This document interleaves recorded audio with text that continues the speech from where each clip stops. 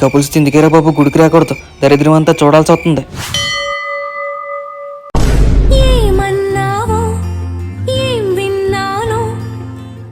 సరసాలాడుకోవడానికి ఇది గుడి అనుకుంటున్నారా, ఇంకేమన్నా అనుకుంటున్నారా? చి, ఇదేం కరమరా బాబు.